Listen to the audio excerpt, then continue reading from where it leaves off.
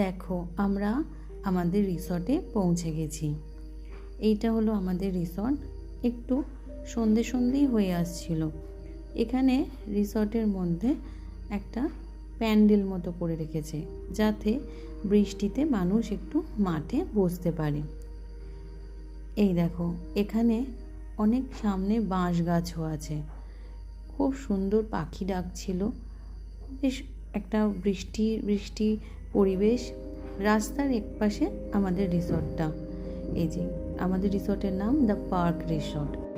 তবে সামনে দিয়ে খুব জোরে গাড়ি যাচ্ছিল। চারিদিকে শুধু জঙ্গল আর জঙ্গল। আজকে আমাদের সাফারি হবে না, কালকে সকাল 7:30টায় সাফারি হবে। এই যে রিসর্টের ভেতরে চলে এসেছি। এই 3টে ঘর হচ্ছে আমাদের। এই যে মাঝখানের ঘরটা হচ্ছে আমাদের ঘর। এছাড়া পাশের আলাদা দুটো ফ্যামিলির ঘর আছে। এখানে আমি দেখো রুমে ঢুকে পড়েছি। দুটো বড় বড় বেড আছে, ছোট্ট একটা আলমারি আছে, দুটো চেয়ার আছে। ভালো পরিষ্কার পরিচ্ছন্ন রুম। জঙ্গলের মধ্যে এরকম রিসর্টই বেশ ভালো লাগে। তবে রুমটা বেশ বড়, বেশ ভালোভাবে মালপত্রগুলো আমি রাখতে পারবো।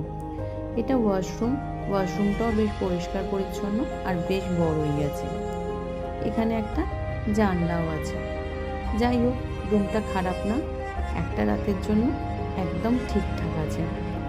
আমরা রুমে ঢুকে পড়েছি। এরপর আমাদের আবার অর্কিড শো দেখতে যাওয়ার টাইম। এখানে দেখো কত রকমের গাছ। গোলাপ গাছে কত গোলাপ হয়েছে, আরও অনেক ফুলের গাছ আছে এখানে। এই দেখো, এটা হচ্ছে গন্ধরাজ ফুলের গাছ। আমার তো মনে হচ্ছে গন্ধরাজ ফুলের গাছই এটা। দেখো কত ফুল ফুটেছে, কি সুন্দর লাগছে। দেখো পরিবেশটাই একটা অন্যরকম পরিবেশ। এত ফুলের গাছ, পাখির ডাক, একটা সুন্দর পরিবেশ। আর কোনো গরম নেই, একটা ঠান্ডা ঠান্ডা পরিবেশ। এ দেখো কত জবা ফুল। দেখো জবা ফুল পুরো একদম যেন ঝরে ঝরে পড়ছে। লাল জবা ফুলের গাছটা দেখে আমার এত ভালো লাগছে, কি বলবো। এই দেখো এইখানেও আরও অনেক রকমের গাছ আছে। এই দেখো জবাগুলো, দেখো কত জবা। আর কিছুক্ষণ আগেই মনে হয় বৃষ্টি হয়েছে, এই জন্য পরিবেশটা এত সুন্দর।